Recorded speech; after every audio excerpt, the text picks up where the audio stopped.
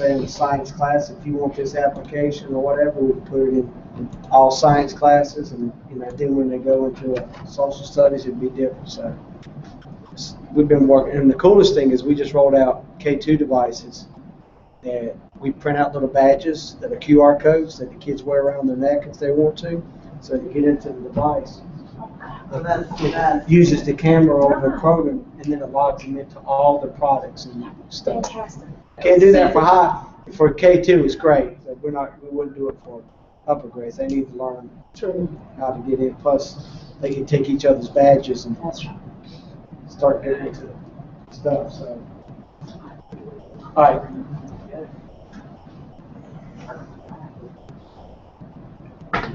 Logged into Chrome. Glad you're here. Help me out.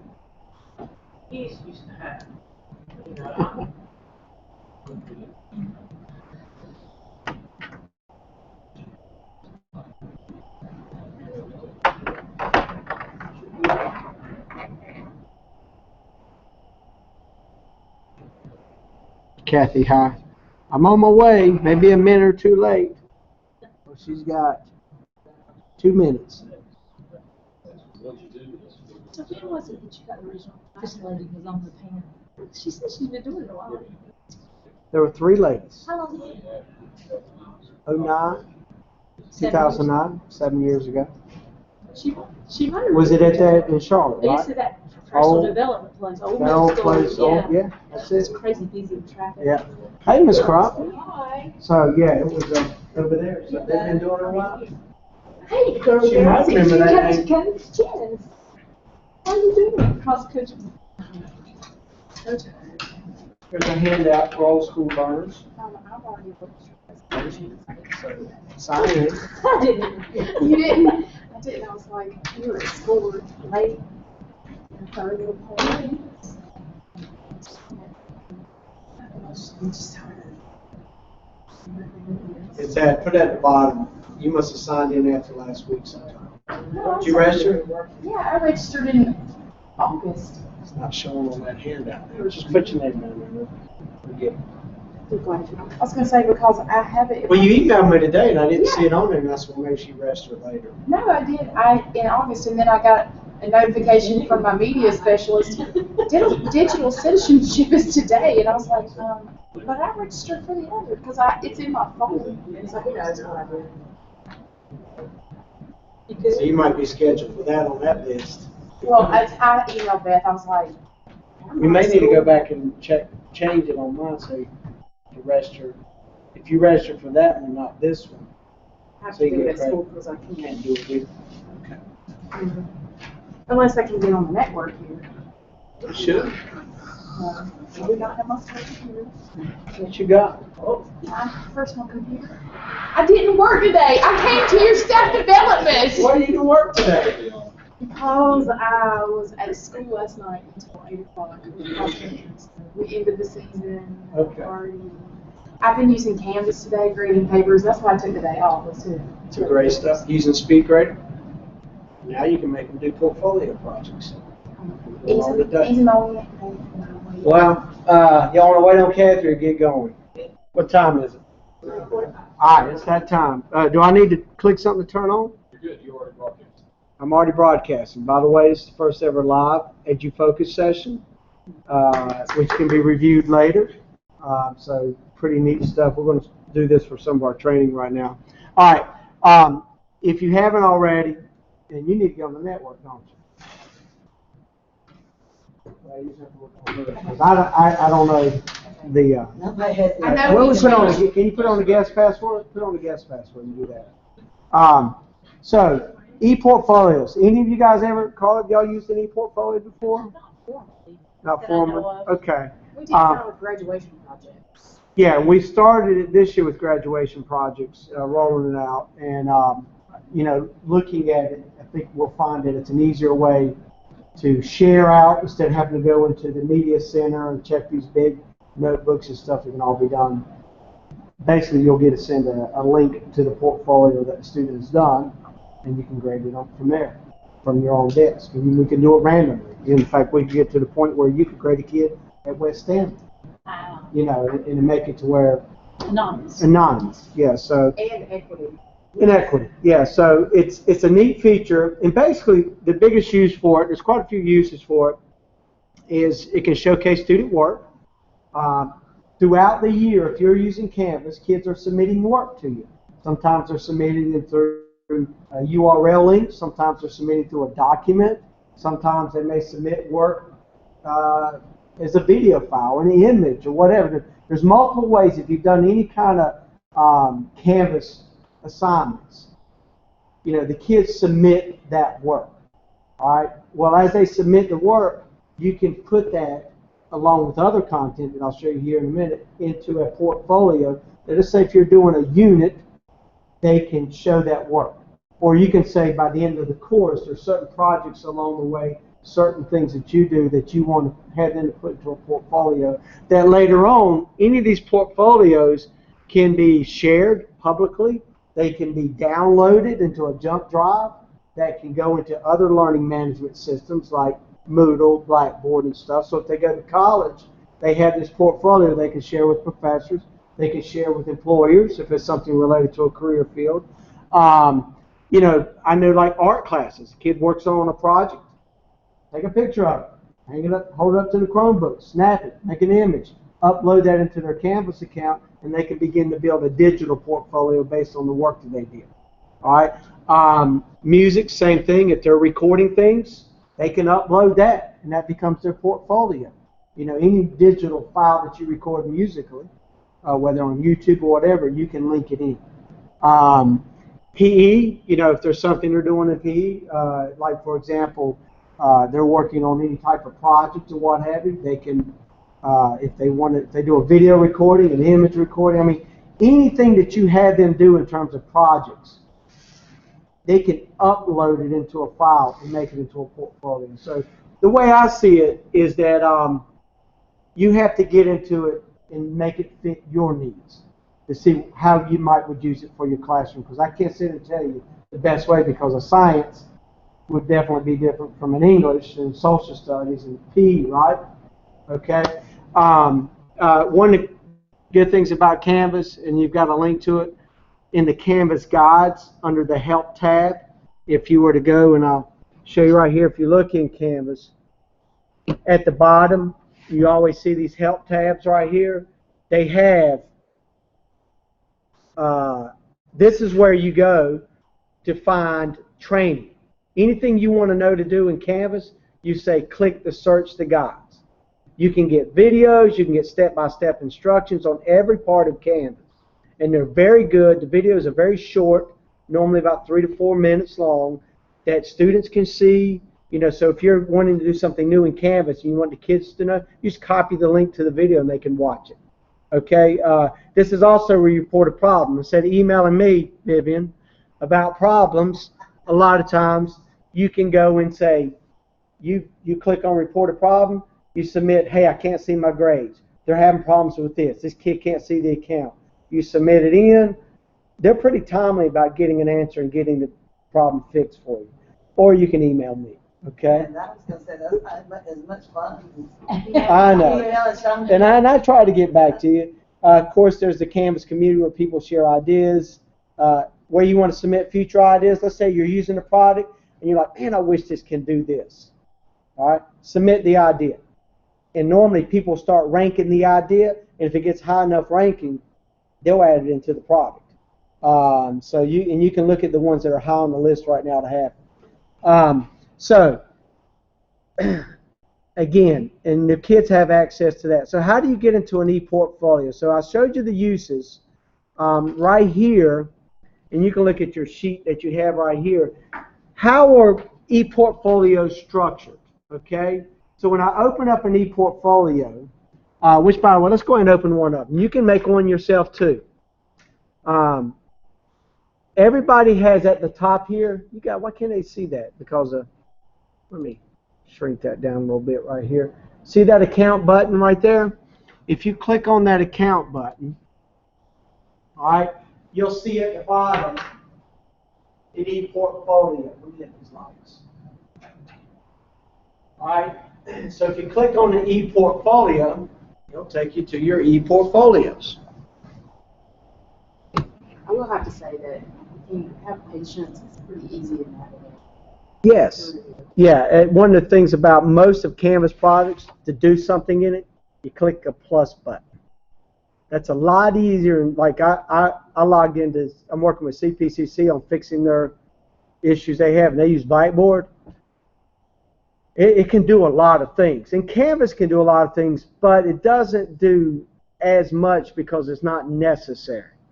And if you do so much, people can get confused. Whereas this is, I think it adds the right amount, if you will, of things you can do. And it's not, at least on the main things, because the main things you do in Canvas are assignments, maybe quizzes, and discussions. And really, those are the three basic things that we see people doing. Some people can do other things too. And then you can take all those things and put them into an ePortfolio. All right, so if you open up your ePortfolios, I've created 3 right here. So let me go back over the structure real quick, and you can look at your ePortfolio while I'm doing this. The way the structure is, you have the ePortfolio itself. All right, you can make as many as you want, a student. My recommendation is maybe a student makes one for a whole class, because from there they can make one section, or they can make many sections as they want, and then they can make pages within the sections, and then within the pages is where they actually add the content. All right, so it's almost like a web page. But you got to realize, the more stuff you add from sections to pages to content, the more clicks that someone viewing it has to make. All right, and Elliot, feel free to jump in. If you're making one full course, let's say Carla has her history course or psychology online course, maybe the recommendation is that they only have one ePortfolio, they call it psychology course, and maybe they only have one section to where you have them to add the whatever you want them to do. Project for Unit 4, project for Unit 5, okay? Again, it's one of those things you've got to get in and do yourself to see how it flows, okay? How it's for the kids or whoever is viewing it. Ultimately, you're probably going to view it, the portfolio. Your ePortfolio is your Google Drive, and then your section is a folder, and within your folder is your pages, your documents, your stuff. On each of those your content. So let me do one real quick and show you as we're in the product itself. So to make one, and here's what I said I like about Canvas. Anything you need to add, it's a simple button click. So create it. I'm going to give it a name. I'm going to call it Edufocus. Okay, make it public. Now they can make it public if they want to. Now why would you make it public? Making it public means that once I make it, I can go up here to the URL, copy, and send it to anybody to see. It becomes a public document that can be viewed. Okay? You can adjust that setting at any time, even after you make it. So you may want to say, I don't want to make it public yet. I'll wait till later to make it public, and I'll show you how you do that here shortly. So let's leave that unchecked for now. All right? So make an ePortfolio. And one of the cool things about it, for any kid that makes one, Getting Started Wizard will walk them through the steps on how to make it. I encourage you, any kid, if you're going to do it, to follow these steps. The actual ePortfolio is where they'll make. It's where if they click on this, there's nothing there now because I haven't added anything. Okay? So that's where when they're working on it, if they click on the ePortfolio, they can see what the viewer will see at the end result. Does that make sense? So if I go back, you click back. Hey, Miss High. How are you? So again, you see those two settings right there? The Getting Started, we'll walk them through. If they want to see as they begin to add, they click this button right here to see what it's like. Okay? Feel free to jump in at any time to ask any questions. All right? So again, there's basically two sections within two parts. All right? You have the section, and you have what is called the pages. So like, for example, if I don't want this to be home, I want to call it organized sections. I go up here and I'll say, you know what? I want this to be Edufocus 1. And you can add other sections. This is where they can add other sections. Again, I don't suggest adding multiple sections for courses because that can become quite confusing for the kid. It's okay for them to add pages, which I'll show you here in a second, as opposed to sections. Okay? So, done editing. So there's that right here, this section. So now I go back over here and I'm adding a page or welcome page. I'll just call this Edufocus as well. Done editing. Okay. So again, just to give you an understanding, let me go to see how that views. Edufocus ePortfolio. All right, there's nothing in my pages yet, so I've got to add pages. So let me go here. There's the page name. This is where kids start to add their content. All right, this is where they begin to say, okay, what do I want to go into my ePortfolio? Typically, they probably want to do an introduction. They probably want to do like a splash page, like, hey, you know, welcome to my project. All right, that's pretty creative. They can add an image. They can go in here and say, hey, I'm going to make an image of my overall project. They can add links to things. This is what we call, one of the things, if you use Canvas, in their assignments and discussions and quizzes, you have what is called a rich text editor. The rich text editor enables you to add rich text. You can add plain text, or you can get real fancy. All right, what I mean by fancy, you can add pictures, you can add different fonts, you can do, that's why it's called rich text, not plain text. Although you can add plain text. That makes sense? Okay. All right. Well, I'm not going to get too fancy. I may want to make it a little bigger. So, change the color on it right here. Font size, let's say 36. And down here is where they can add comments. So, who's ever viewing it, wanting to give feedback, they would say, let's add comments. And let's make them public in case you want it to be a public view. Okay? So that people who are outside grading the project or something like that, that's where they can add content back. So let's preview it, see what it looks like. All right, there it is right there. Okay? So you may want to say within that page, I want to add some more things. All right, this is my project. So I want to add, they can add another rich text editor. So why would you add another rich text editor? Well, sometimes you may want to add an image, but in that image you want them to add something with it as well, like they can add like, this is me fishing this summer. Okay? Because you can do just a straight image upload. But if you do just a straight image upload, you can't add stuff to it like, you know, a link to something or describing what's in the pictures. That makes sense? So the image upload would be a personal photo. And it like you have 4 options of what you can add. You can add the rich text. You can add an HTML embed. All right, and I'll show you how that works. You can add a course submission. In other words, if they submitted something to you, when they click on that, it'll give them a list of everything they submitted to that course. Okay? And by the way, if they do that and you use SpeedGrader to give feedback on it, it will show in there your feedback and all that stuff. So that's where you got to be mindful, okay, who's viewing this?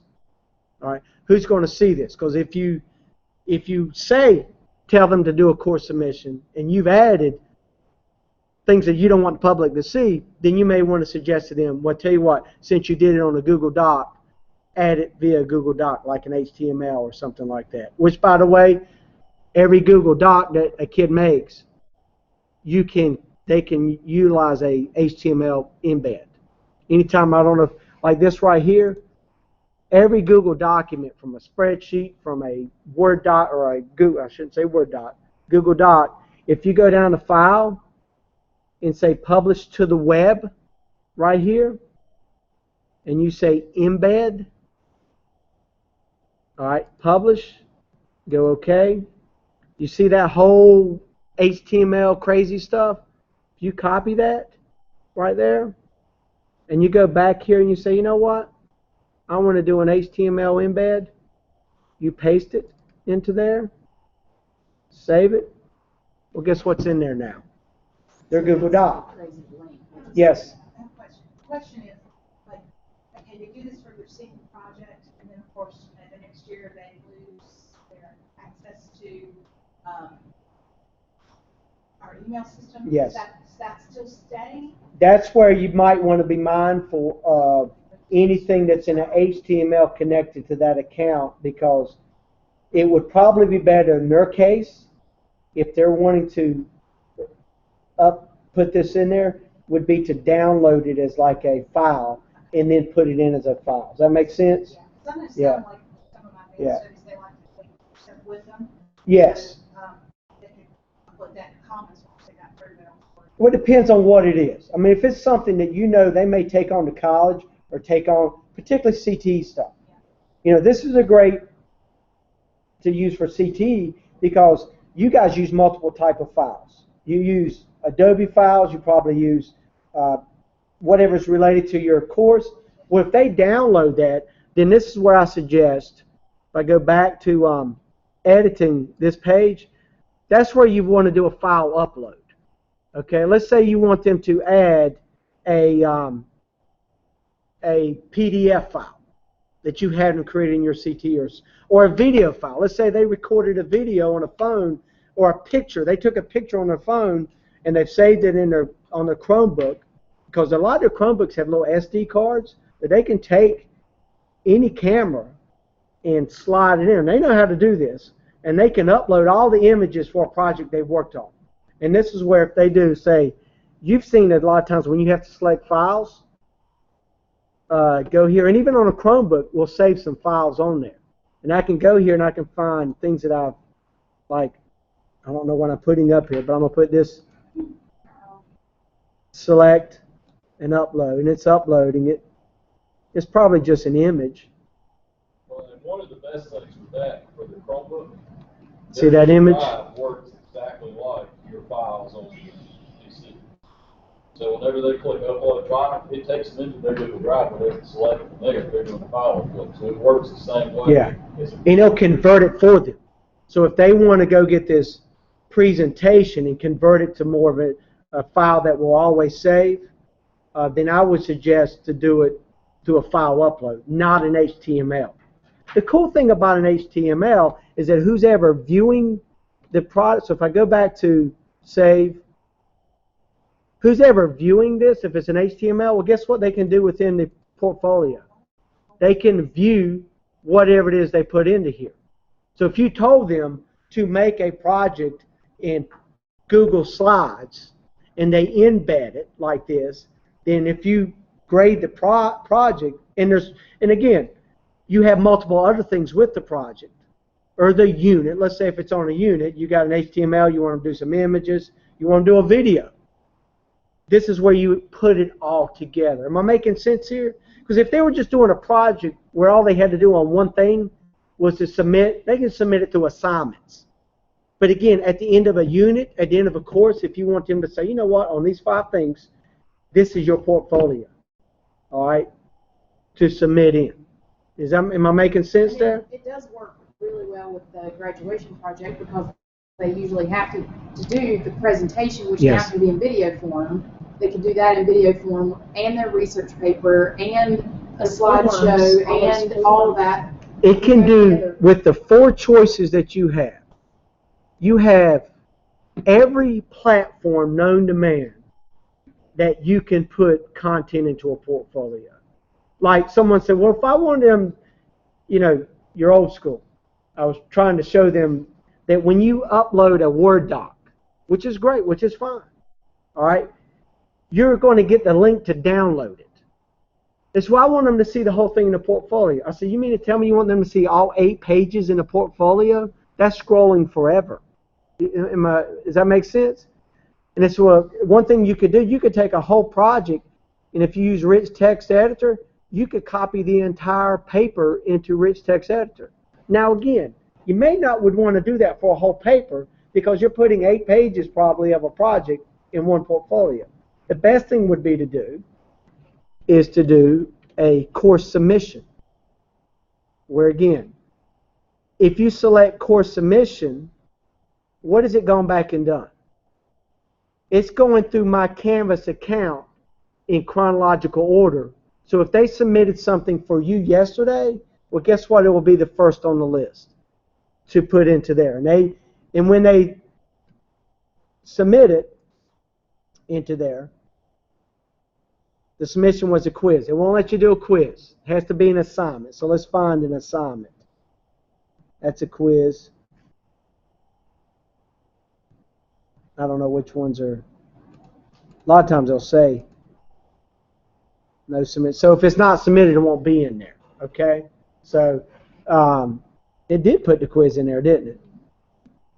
Well, that's kind of scary. You may not would want them to submit quizzes, but you would want them to submit, like if they did a paper for you and they submitted it through Canvas, then they could submit it through here. Again, it's not going to show the duration of the entire paper because you would not want that. It's going to show a link for whoever clicks on that link. It will download that paper into a Word document. All right? Does that make sense? All right, so again, I suggest when we get done, when I'm going over this, you make your own and you see how that works. All right? So those are the 4 types of content they can add to a page. So would you want to when would you make more pages? You probably want to make pages for, like, if you're doing a unit. You would say, okay, this is all the stuff for Unit 1 portfolio. If you do a Unit 2 and you have 2 or 3 things that you want them to put into a portfolio, make a page 2. Again, it's in the same ePortfolio. They're not making another one. They're making everything in your course into pages. Does that make sense? I know it's kind of, again, the best way to do is get in, do one for yourself, and then have your kids to do it as well. Any questions? It's kind of like the portfolios, the umbrella for the tree map, and underneath you've got all these different pages that are your different categories. Yes. It's Yes. just like websites. You know, when you go to a website, you got the main page, and you got everything else underneath it. It just depends on what you need that you can probably report. If it's only for one unit, then you don't necessarily have to worry about all these different pages. If you're looking at a whole year's worth of stuff, or a whole semester, then yeah, you're probably going to want more than one page.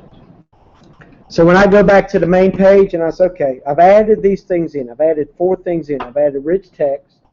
I've added an image. I've added HTML, and I've added a course submission. So I said, well, what does that look like? I go to actual ePortfolio. So there's my rich text. Remember when I added welcome to this project, that's my rich text part. This is my HTML. This is the image that I uploaded. Okay? And this is my course submission. Again, it was a quiz. They're not going to let you do a quiz. They'll let you do an assignment, or will they? I don't think they'll let you do a quiz. So it said no submission. If it's an assignment, it'll be a link to download that assignment. Okay? Because if you haven't noticed already, anytime a kid submits even a Google Doc into Canvas, it converts it to a Word type document. Have y'all noticed that? Because that's what you grade in speed grading. That's what enables you to annotate and add comments over and stuff. But remember, if you do that in speed grading and you annotate on it and you add, if you do it in a course submission here, it will show up here, which is fine if you're the only one viewing it. But if it's a public document, you may want to be careful about that because they may be able to see your feedback on that. And there may be things you want them to see your feedback. All right? Because you could take the link, send it to a parent, which, by the way, any parent can get an access to their kid's Canvas account, which they can see all this stuff as well, too. So those are the 4 things you would add into a page. All right. Any questions? So it's not really complicated. It's not. You know. I think it's a nice option because these kids were grading on a test. They get that final exam. You know, if they could submit a portfolio in addition to that and say, you know, take one aspect from every unit we've done, what you're proud of, what you want to showcase. And it gives to these kids who are not good test takers, you know, something that we can represent why they should be. And you can grade it. Yeah. Grade. Yeah. It's just a nice option, I think. It's what we got to go to. I think for some of these kids that just don't test well, you know, to show that they're learning. And you can make a rubric for it and assign a standard. And one of the best features we haven't introduced to you guys yet is the learning mastery part of grading in Canvas, where you can add all the standards for your course, and you can assign a proficiency level based on what you graded. And what will happen is when you toggle between a grades and learning mastery, which I can show you here, I know we're kind of going, you can basically now begin to see kids' grades as they relate to a standard. And you can begin to say on these 8 assignments, because anytime you make an assignment, you can assign what is called an outcome, or what you guys call a standard.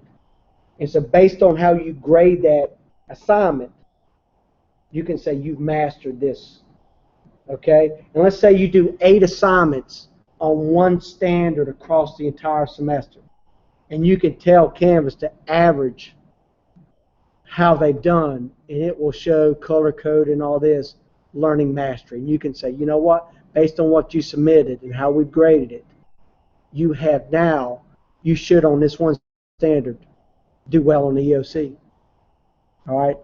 We haven't introduced that yet because it's I won't say complicated, but it doesn't mesh well with our 10-point scale as far as us assigning Yeah. a grade, because you can use Look at there. Or you can use the outcome graded, or you can use the standard graded. And your ePortfolio can include all the stand, like for you. So let me show you real quick. You guys are used to using this, right? Your grade book, all right? Once it loads, you'll see. You've seen it load and do things, and a lot of times when you speed grader, it puts it in here, and on good days it'll pass it over to Power School. On bad days it doesn't.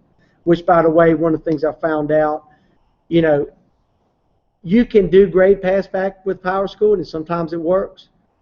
But what they recommend is that either you use Canvas as your grade book or Power School. That you can do both, but it works better if you make the decision on which one you want to do. My recommendation is Canvas. Can we do that? You have to put everything in Canvas and send it.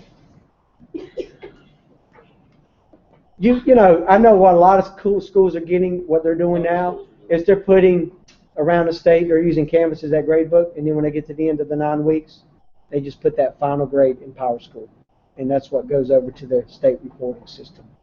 Because one of the great features about Canvas is that parents can log in. And they can log into Power School. The only problem with Power School, not that I'm dogging it, is that if they log into Canvas, they can see all the feedback you provide.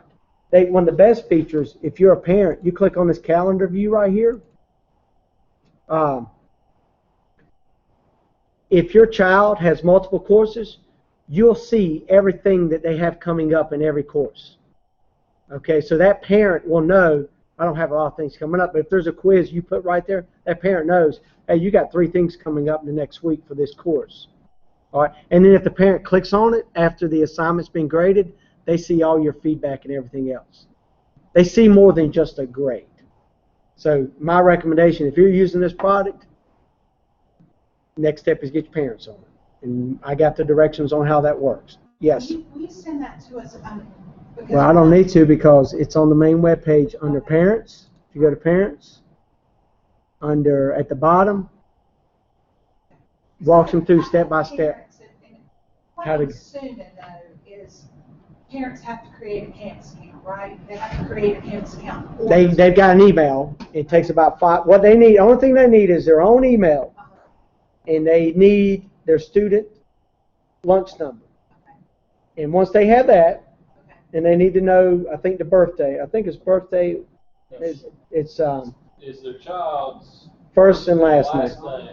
It's their password. That's Then all. I'll send them that link. Send them that link. I had a It couple. needs to be up. Because of the naming. Yeah, I was told that the child's name is Jane Doe, then the password is Capital J, capital J, capital, capital D. no space. No space. That makes sense? Jane Doe would be right, but they need to capitalize first letters.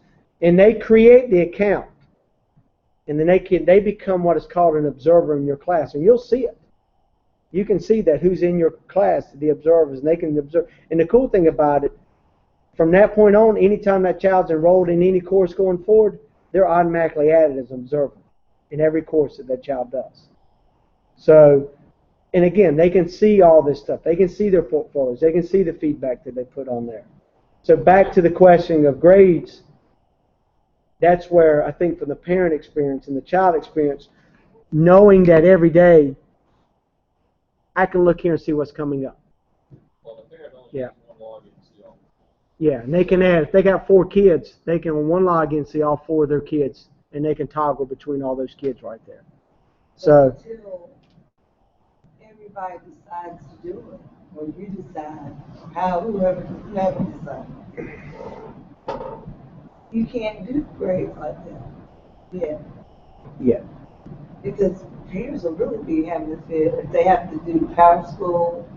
Yeah, I mean, it's, Canvas for me and power school for. well, it's, you know, yeah, That would be really lovely. it would be. Us to the power school. But the key thing will be, if you get parents in, and they see your course and your course, what are they going to want to do next? They're going to say now to you, I noticed, because when a parent clicks on it, they can see the courses that are active. And they can see the ones that are inactive. And they're going to email that teacher and say, listen, this Miss Crump over here has been using a great product, and I like seeing the feedback she gives on my student. Can you set it up for you? And then they're going to come see you, Miss Crump, and say, all right, this teacher parent's hounding me. You know, get in line and shit, and then you guys become the trainers and stuff. That's, you know, we've increased our use of this product by over 1,000 students this year. Wow. Yes. In fact, I targeted 2,500 as our goal. We're yesterday almost 3,000. I only paid for 2,500. So, yeah, we're getting, last year our average was about around 1,000 a day using it or having an account. Now it's well over 2,500 daily. So it's getting used. You know, most of the schools, I know you guys got 15 people with your teachers at your school. You guys are up to 20. You know, and it's sporadic type use. Some people are doing discussions. Some people are doing assignments. Some people are doing quizzes, you know, which is fine. Baby steps. So, but you guys need to be the ambassadors for the product. And part of that is, you know, do an ePortfolio. Do something new each week or each unit in the product. I mean, for UNCC, most of what we do is discussions. And I hate them. But you know why I hate them? Because it forces me to know what I'm talking about. Because when I do a discussion in there, I know that the peers in my class they have to comment on what I write. That's one of the things you can say in the discussion is make a discussion, put something in, and respond to at least 2 people in your class. And make it And if they're responding to it, you know, kids will be honest with one another. I can't understand what you're saying. So, and you can set it in a discussion to say you can't see others' discussion until you submit yours. They don't like that. They don't That's like good. it. It's good, you know, and so that's where I would start for courses. That's all I do a lot for UNCC because we're not in the class, so we do discussions among ourselves. And on a given class or a given topic each week, and the way they break it down, they do week modules, week by week modules, week 1, week 2, week 3, and each week you're going to have an e-lesson where the teacher's doing like flip the classroom, and they're going to give a reading, and then you're going to have a discussion. And I'll work my tail off just on those 3 things right there because I know I've got to discuss what's going on. and I've got to sound like I know what I'm talking about. So try that. And then, you know, like for assignments, you know, a lot of people, I know math teachers and even PE and other courses, you like things to be submitted on paper. Well, tell them to submit it in paper. When you set up an assignment in Canvas, you can go in there and list how you want them to submit it. And oh, by the way, if they submit it on paper but you would like a digital copy, every Chromebook has a camera. They click on it, hold it up, and they can submit it. So you still take it on paper and grade it the way you traditionally have, but now it has a digital copy that can be added into a ePortfolio. See how that works? So, I mean, there's multiple ways in which you can use the product to do what you need to do. You Yes? said a while ago about if a kid would use their phone to take a picture and they could take an SD card and put it into their Chromebook. Yep. Can they do that at middle school? Yeah. And it's Yeah. legal, I mean, Yeah. Like right here, one of the things, if you go to account, if they Huh? have one in their phone. Yeah, a lot of phones don't have it. Not anymore. So like an iPhone will have one. They can email it. but they can sync their Google account to do pictures. Maybe they may not can. They can, Yeah. email it. I mean, that's what I have them do is, Yeah. you know, take a picture, email it to themselves. Email it because, like right here, one of the things that they can do, if you click on account, okay, let's say you don't, there's not submitting anything, but they need to keep some files for later for you, whether it's a video file, say they've videoed themselves making a jump or doing something. Well, they can go here to account, under files, and now they can begin to organize all their files. This is great for CTE because this becomes the location that for you guys, y'all use all kinds of crazy files, okay? I mean, you know, you're not all using Google Docs, surprise, surprise, but, you know, I hear it from, but from here, this is where now they can upload whole folders. They can upload individual files. So this becomes a location that if they need to submit it in either in an assignment or a portfolio, this is where they can organize it, And I'm right here. thinking specifically because, you know, we have honors classes within our regular classes, and one of the things that, you know, people like to see is their honors projects, and it's hard for me to keep all that and keep all that paper and keep it organized because I struggle. And so I'm looking at this for my honors kids to be able to house their honors projects, and some of them, especially with the advanced studies, be able to take it with them when they go. And when you said it goes public, Yeah. with that link. Let me show you. Let me show you something. Like Cameron said, when they graduate, can that link, can they go back to the? The best thing to do, what they should do, and I'm going to show you this in settings here. Yes, that link can go with them. The best thing to do is to download it into a jump drive. Because one of the things about Canvas, the files that they create zip files that can be imported into another Canvas account, or if the school's using Moodle or Blackboard, can be imported into there. Has to be an account, okay? But you can view it? Yes, let me show you how this works. So if I go back to the ePortfolio, one of the things that they may want to do on the ePortfolio, so let's click on the Edufocus one here. I'm clicking on this one. Settings. There's a couple settings. Remember I told you if they want to decide to make it public or not, they go to settings. They can change the name of it here. All right?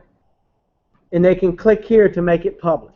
So if they click here and make it public, update it.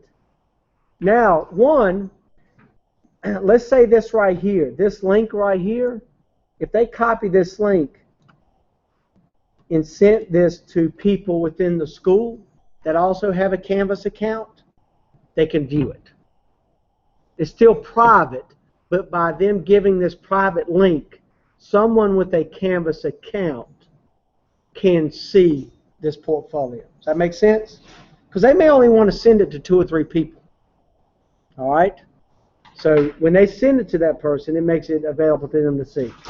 Or, if you notice here, see this right here, stanley.instructure.com, which is our URL for Canvas, which, by the way, you put on your phone.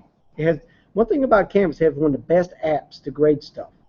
If you've got an iPad, if you've got an iPhone, use the speed grader in there as an app. It's awesome. All right? And I can help you set it up. Okay? So I would suggest, particularly if any of y'all got an iPad or like a tablet, the speed grader works great. here. I use, like for my UNCC, I can toggle back and forth between my Stanley County one, my daughter's account as a parent view, because that's a great app too, and the app on my phone and stuff. So That's what I'm doing right now. That's what I was doing today. on Speed Grader. Your rubric, I can put my rubric beside their discussion questions, and see it all at one time. Yeah. So I need to do more. I'll take. So you see where it has this Stanley URL right here, ePortfolios. Every portfolio is assigned a number. Like this is 383. So I just copy this link right here, and I'm gonna log out of Canvas because I'm gonna pretend like I'm somebody that's not even got a Canvas account. Okay? So I'm logging out, and I'm gonna close my link right here, and I'm gonna paste this URL in there, and I'm gonna hit enter. Now I can see it, and I'm not logged in. If you notice what's up here, that's a public. Anytime you see that, that means you're not logged in. Now, granted, well, let me tell you one thing. I can see the rich text editor. I can see the HTML embed. I can see the image upload. But what you can't see is a course submission. Even if I wanted to, you won't be able to view it. It requires, in fact, if it's something that's actually viewable in a course submission, like a document or something, it will have the NCA Cloud login right here. So if it's something you want the general public to see, don't have them to submit to course submission into the portfolio. Because the only ones who can see a course submission is people with a Canvas login. That makes sense? But they can see everything else. You know, they can add images and all that stuff. In rich text. Is that okay? All right. So, and if I were to go log in, it should take me to my NCAD Cloud account, and I can log in, and you'll see that I would be able to view all those things as well. Y'all understand how that works right there? So again, it's one of those things you got to. Let me just ask, Carla, what would you use this for? Well, I think, if I was doing that, like right now, that Psychology Online, I have them do they have a final exam. They also have to write this big paper, which is just a bunch of busy work, but they go back at each unit, and they kind of summarize, and they have to use like 4 vocabulary words from each module. But this would be much more engaging for them if they picked out something, if they made a portfolio for the whole course, and they picked out something from each module. We have 15 modules, so they can pick out something that to them, they're most proud of, I guess, or something like that. And they just make one page in their ePortfolio, and they just list those things in there. And the other thing too, if just evaluate student work in addition to a test. Getting away from that. Well, I know I got off track here, but I wanted to show you before we end right here, because the learning mastery stuff, I know I was showing you, then I moved away from it. But again, under your grades, again, you're used to seeing this grade book, but you can toggle to what is called learning mastery, and when you grade it in the speed grader and you tell it to assign a outcome, you can import all of your standards by North Carolina. I've moved all the North Carolina Common Core Essential Standards into Canvas. You can add them to your course. And then when you start making assignments, you can say in that assignment, I want this standard to be, or I want these 3 standards. Or, some assignments you may be hitting on 4 standards in that one assignment. So then when you grade it, you'll see some here where I've graded right here. Proficiency's a 3. I gave this assignment that my daughter did a 2 based on the grade I gave her in grades. In other words, she maybe got a 60 on a quiz or whatever was connected with that assignment. Based on that criterion, I said, well, that's a level 2. Whereas this person, they may have got a 90. Based on that criteria, that's a level 4. You see how that works? You do that in SpeedGrader. SpeedGrader then syncs it over to here. So through the course of your entire semester, if you're doing that, then you're building learning mastery on each of these standards. To where you could say for this kid, Mr. Bush right here, he's exceeded all, every assignment that's done. And let's say for this right here, there's 4 different assignments assigned to that one standard. You can tell Canvas to either grade the highest that they do, because they master that. You can tell Canvas, give me an average of all 4 of them. So that way you can say, okay, what's the average? If you're getting 1 on some and 4 on the other ones, you can say do the last 2. You can set it up when you do it, ever how you want that to look. All right, that's personal discrepancy right there. Personally, I would probably do an average. That over the course of a semester, if I've assigned this outcome or standard on 5 or 6 different assignments, and when I grade it, I say, okay, they're getting a 2, they're getting a 3, they're getting a 4. But again, you may say, okay, this last assignment is the one that needs to be, you can say for individual assignment, this is the one that determines if you master the topic or not, or the standard. Does that make sense if they've worked on it? If they worked on it, they may only done, like in the first part of the semester, level 1 work, level 2 work, level 3 work.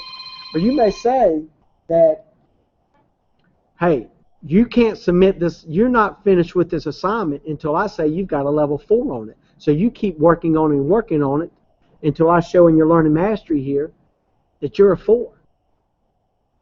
That's where the online courses come in, because that's more self-paced. Now, in your seated courses, that's a little more tricky.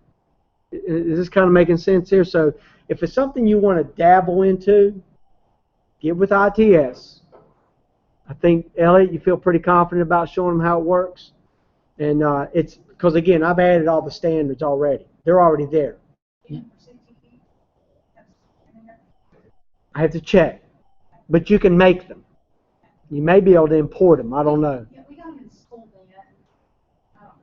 I don't Yeah. Sorry, I didn't need that. So I didn't mean to get off a bit, but I wanted to show you, again, it's a product, guys, that you can do something as simple as just a daily discussion, and you get something out of it. Or you can go all the way and do learning mastery grading. You can do these ePortfolios. This stuff you said, I know you're kind of a first user, and ePortfolio is more the advanced stuff. But it's not complicated to do. Okay? I mean, like in a PE course. I mean, if you had them to make a project on health class or something, which, by the way, get with Elliot, because one of the cool things about quizzes in Canvas is that you can import these old exam view discs. Remember those old exam views that used to come with the textbook? You ever seen those? I've got a disc that's got thousands of health questions related to your textbook that can be imported into Canvas. So now from here on out, instead of you handing out papers for them to take a quiz, it can be done straight digitally, imported in, and that'd be the one thing you use it for. Yeah. So. And it will answer any question. Yes, ma'am. I do have a stupid question. All right. Okay, I'm having trouble with PDFs, and I've always had trouble with PDFs and kids typing in the form wizard. And I know it's not really having to do for this. That's but okay. I am at my wit's end. I put how-tos and helps, and I'm still getting blank PDFs. Does anybody have like a magical solution for form wizards? I don't know about form wizard, but can't. Doc Hub? It's PDF and internet. If they type it, if they open it up and Would Doc Hub work for that, Elliot? It's called K-A-N-I, and you can do everything on a PDF. It's like what he said. I thought Doc Hub did that. Dot Hub is a horrible, horrible thing. Okay. It should be banned. It's related to Please block that. Please block that while you're blocking. I thought Doc Hub is what you can edit a PDF in, right? Yeah. Are you saying But Doc it's a Hub? Doc Hub. It's a Google extension or an app, and you go to the Google store, you get it for free. I did the paid one because I love it so much. But anyway, the free one's great. You can highlight on it, and when you export it with annotations. So all these little children who don't know how to read on paper now can learn how to read on the computer and do their annotation. So basically what you have is a lot of your work is in PDFs, and you need them submitted Yeah, that because way. the thing is that. CTEs. We're doing business law, and there's a lot of terminology, and Yeah. so, I'm not gonna reinvent the wheel. And I'm a pirate, and I steal stuff. And so I've got a bunch of stuff that I've made into, I've got the books, we paid for them, but I've copied them into worksheets. Yeah. And then I form wizard them, and I've got them there. But depending upon the computer and how they open the file will determine whether or not what they type save or what they don't. And I am just struggling. It's like they'll get it one week, and the next week I'll get blank out, blank PDF. And I don't have a magic answer to that because PDFs. I'll definitely try. I guess the concept behind PDFs is so that it's not a lot of editing. Their mindset is you're going to use word processing to do editing stuff, whereas.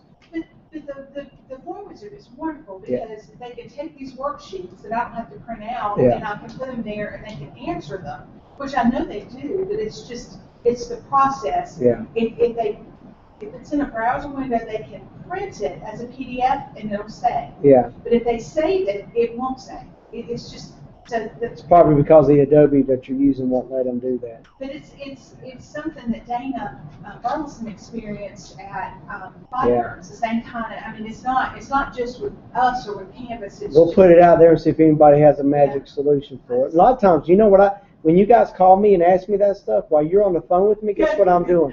I'm going to Google and I'm typing in, how do I help Miss High do this? Well, I don't say that, but typically that's how I do a lot of just finding out solutions to these problems. And Canvas is the same way. If you run up against something you want to do in Canvas, go to Google and say, how do I do this in Canvas? And someone out there by now has put together some solution to it.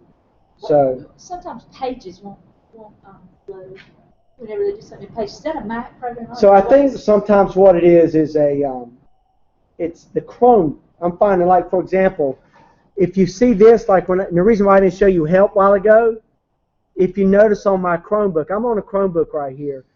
Is this what you're talking about here? They'll submit something to have pages and I Yeah. can't load it. So I said, Yeah. you got to convert it. Yeah. Yeah. I said, I'm sorry, you have to convert it. That's right. Yeah, there's no way to control pages. Oh, Pages. Yeah, Oh, you're talking about Mac Mac Pages. So I just tell them, I'm sorry, you got to convert that file to something like that. That's what I tell them. Sorry. Convert it. Yeah. Who's using Pages? Emily It's Almond. Miss- She's the daughter of a. Really? I love Pages. Yeah, a lot of people have that. Yeah. I got a Mac. I love my Mac, but I use Google and I use Word. So, yes. So I have a hot mess in my Google Drive. I have stuff everywhere. Listen, you don't know what a hot mess is until you look at my Google Drive. Well, no, yours looks way Look, better. I got Elliot, pictures, I got mine- stuff. No, mine is just, I can't even, I have to just always go to my recent. So what I'm Yeah, there saying you go. is that I think that I could put my course, I could put everything in ePortfolio, and it would just help me better organize. Put in your files. No, let me show you. Why? Because it's that big of a mess. I'm serious. I don't know how well you know Mr. Brooks' wife, Kellen, but she looks at mine and she knows everything about everything. What I would say, She's like, for your courses, things that you want to distribute out in assignments and stuff, go to Files, because when you import and put all your files in there yourselves, they're easy to assign now. So if you have a lot of worksheets or stuff, import them into here. So when you go make, That's what I was saying. yeah, you're saying ePortfolio. I'm saying Files. ePortfolio is kind of different. But you're the So don't same. make an ePortfolio for No, my just course. upload your files. Go here, under your files, go new folder, call it ELA, whatever it is. So you've got that folder there. You open that folder, and then upload. Upload your files. So I go here, I can actually probably upload things from my Google Docs and upload them in there, and it'll convert it for me. So now when I do that, and I go to my course, and when you put all your course, whether it's PDFs, whether it's Google Docs, or whatever it is, when you go make an assignment, let me go to assignments right here. go plus assignments. If you look over to the right, see files, course files, it'll bring up those folders, and you just see right here, like, did it show the one ELA, course files, course images? I wonder why it's not showing that one.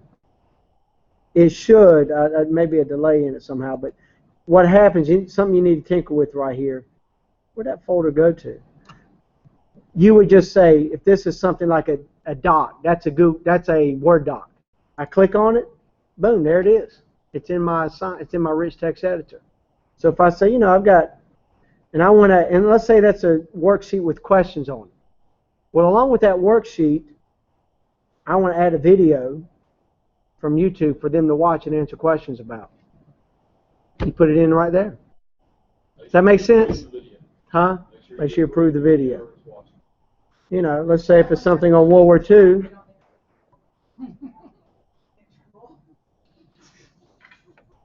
So it will pull, like, I don't know, like this video. If I want to embed it in there now, I put it in there. I guess, so I click in it. So in this rich text editor, I put a worksheet with questions related to the video. And again, you'll probably show the video to the whole class. But it's great to put it in that assignment in case Johnny's out and he didn't get to see what you were doing that day in class, and you ain't got time to show him the video again. Go back and watch it on your own time and answer the questions that go with it. Because a lot of times you don't want kids to sit there and stream all YouTube videos when you can put it up on there at the same time. Now, if you're doing something where they're pacing their own learning, like in your course, that's what you would do. But the rule of thumb is if you're showing a video or something, show it to the whole class at one time, so that way you're not streaming 30 devices and killing your network. But put it in here so, one, a parent can see, oh, they watched the video and they answer questions. In addition, the kid that's out can go back and review it. And by the way, when you make quizzes, you can make a quiz, and at the top of the quiz, there's a video related to the quiz. So that if you want them to go back on this question and watch a video and answer the quiz to help them in case they go, hey, in fact, actually, when you make a quiz and they miss an answer, you can tell it to play a video to help reinforce that learning so they get the right answer. So that's all done through a rich text editor. That's one of the best features of Canvas. And a lot of products use a rich text editor. And it, again, enables you to put links, anything you want in here. So if I save this, I got to give it a name, so I give it a name, give it a due date right here, save and publish. So now you'll see where that's what the kid sees. So now there's the document. I don't know what that is, but they click on that document and they download it and they can answer it. And they can watch the video and answer the questions. See how that works? So there's a lot of things you can do. All right, I'm done. So if you got any questions, stick around. It's 4:45. You talk about perfect time. How did you do that? Well, I appreciate it. We have tutorial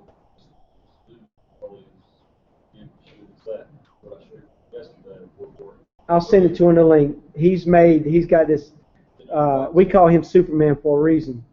Elliot's made he has a product he's been using where it simulates, where a kid can simulate doing something in Canvas without having to do it. In other words, it's a way of they can learn the product and simulate it. And he set it up that way. And I'll send the link to you. It's pretty cool.